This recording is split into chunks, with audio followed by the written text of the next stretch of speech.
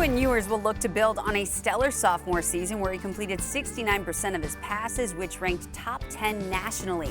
He also tied Colt McCoy's program record with 6 300-yard passing games, highlighted by his 452-yard performance in the Big 12 championship game where they beat Oklahoma State. We now welcome in Quinn Ewers. Quinn, many thought you'd be off to the NFL. What made you come back to Texas? Man, that's a great question. After that bitter loss we had, and there's kind of there's a line of demarcation on, I don't want to say success, but how comfortable you are in the NFL after, the number's about 25, so I wanted to have around at least 25, games under my belt in college to be able to go in the NFL, saying I had that many games and experience. I respect that for sure. Now, can you also describe the buzz and excitement from a player's perspective about this new era for Texas and the SEC? Yeah, for sure. I mean, we're all excited to get to the SEC, and a lot of people say it means more, and we're all excited to get the full understanding of that saying, and we're excited to get those old traditional rivalries back and experience the southern football where it's just football and family. Football and family, can't go wrong with that. Now, have you made any adjustments for this conference? I mean, yeah, we're going to be seeing some different defenses. In the Big 12, we saw a lot more, 3-3-5, and a lot of teams. Some teams still do that in the SEC, but we're not going to be seeing as much of it, and that's just something we're going to have to go in and take a deeper look at, and couldn't be more excited, and I know we're all fired up to be a part of the SEC. Oh, we're fired up as well. Now, every game is important, especially with the new 12-team format, but is there one game in particular that you have circled on your calendar that stands out over the others? And that's a tough question.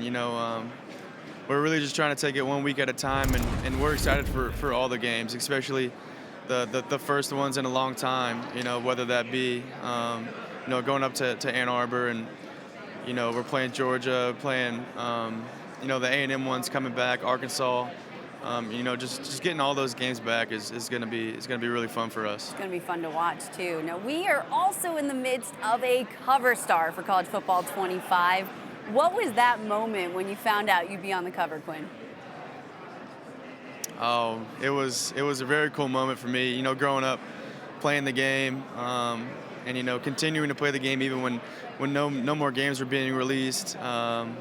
It's really just a blessing to be able to say that I'm on the cover. And, it's not just good for me, it's good for the whole university, and it's good for all of our players. Just having the name Texas on the cover is awesome for everybody, and the whole university is excited. So it's cool to see all that excitement, for sure. Now, if you had to choose another quarterback to play, who are you picking, Quinn? On the game? Yeah, on the game. Oh, that's a tough one. The other day I was playing with Duke, actually, with Malik Murphy, and we were getting after it with him, and it was a good time. Okay, all right, I respect that. Now, ratings, we also have to talk about the ratings. We all know they can change, but we're going to pull up your ratings now. And can you take a look at these? Would you say these are pretty accurate? Yeah, I mean, that looks pretty good to me. I mean, the strength could be up a little bit. I've been working on it a little bit, but okay. I'm happy with where the speed's at, and it's super cool to be able to see that the team's in the game, and I'm in the game, and it's fun to play with. I've been playing the past couple of days, and it's been really fun to get to play. So it's also cool. You're the third highest rated quarterback, so that's pretty epic. Now, one more thing, Quinn, before we let you go. What are you looking forward to most this season? I'm looking forward to finally getting back out there on the field with all the guys. I mean, we've been putting in a lot of work in the off season, and we go through spring ball, and the only opponent is our own defense. So I know we're all pretty excited to finally play someone other than ourselves. So yeah. Well, we're excited to watch you out there. Thank you, Quinn, for joining us, and good luck this season. Thank you. Coach, you faced him twice. What makes Quinn so unique? Well, I think he's a classic NFL quarterback. He's playing in an NFL system. Sark does a great job. He's going to read the defense, process the information quickly. He's very accurate. He can throw the deep ball, and he can put the ball on guys where they can catch it and run with it because he is accurate. So I just think this guy is really, really smart, very intelligent, and always well prepared with how he's going to go execute and beat the defense. One thing that we really noticed, too, in his maturation from year 1 to year 2 is in year number 1, there were a lot of wasted plays.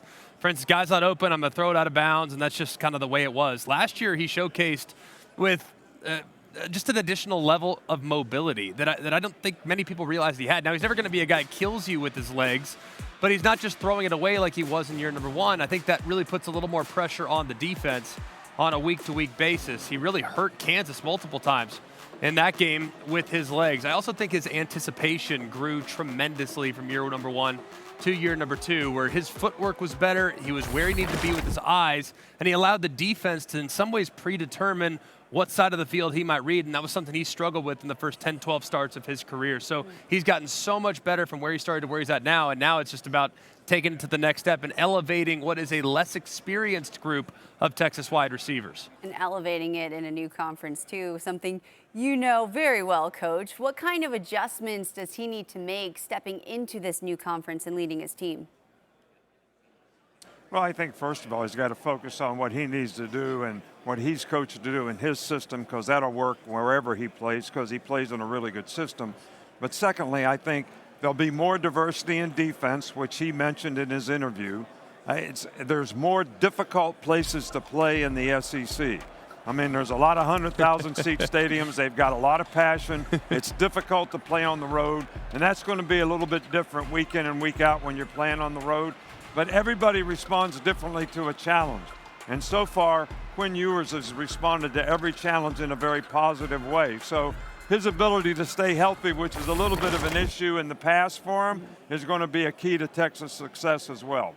Yeah, there's definitely nothing quite like the SEC. And Greg, you know very well what it's like playing in the SEC. From a quarterback's perspective, how do you mentally prepare to play there?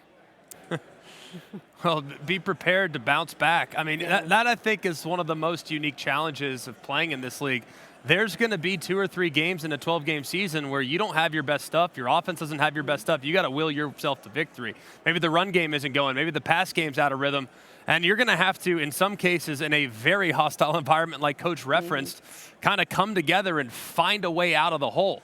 And I think in some of the places and some of the other conferences, with all due respect, there's good football being played everywhere. There's good coaches everywhere. It's a lot harder to bounce back in the SEC, the level of hostility and the quality of player that you're facing on a weekly basis. So I think dealing with adversity, something that not a lot of elite players deal with in college football, but in this league, it doesn't matter how good you are, someone's going to get you at some point or another. Yeah, dealing with adversity and also dealing with 100,000 people not cheering for you. There's a lot to navigate there for sure. All right, we're going to bring in Pete. Pete, you just spent some time down in Austin. What did the folks down there have to tell you about their overall readiness for the SEC? Well, Victoria, if we can hop back in the time machine a little bit to Steve Sarkisian's first season in 2021, they played at Arkansas and got curb stomped 40-21. And it was clear that they needed to upgrade their lines. Obviously, over the years in the SEC, as that conference has separated itself, the offensive and defensive lines have been the difference maker. Well, entering 2024, Texas returns 4 starters on the offensive line. And the offensive line, including left tackle Kelvin Banks. He'll be Texas's first offensive tackle and first offensive lineman picked in the first round since 2002. That's more than 2 decades of Texas not having a first-round offensive lineman. But here's the difference in Texas and why Steve Sarkisian is recruited so well. They have an open spot at right tackle. Cam Williams will slide in there. He's 6'6", 335, and I think the highest compliment you can give to this Texas offensive line is that they look like an an Alabama offensive line from all those years that Coach Saban was there. They are big and they are surly, and they're going to protect Quinn Ewers, as Coach Saban just said. Ewers missed 5 games the last 2 years. He just walked by me. He's bigger. He's going to play around 215 this year, but he's got the right front to protect him to bring Texas into this league. Setting themselves up for success. Now, speaking of Alabama, Coach, from a coach's perspective, what kind of challenges present themselves with a conference move like this? Well, I think, first of all, Texas is built like an SEC team. You know, I mean, they've got big folks on offense and defense. They can play in the trenches, which is different for most teams that don't play in the SEC. The quality of up-front people that you have, Texas matches that, so that's not going to be a problem.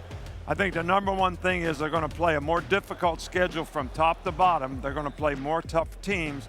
How do you respond to adversity? Because you're going to have some. Some people love it and see it as an opportunity to have a great victory. Other people get frustrated and anxious about it, and that does not help your performance. So all these little factors are going to contribute to how well Texas can do. But I think they have a really good team and a really good shot. And I also think Arch Manning is going to help the backup quarterback situation if Quinn Ewers does have issues from an injury standpoint, because he played fantastic in the spring game.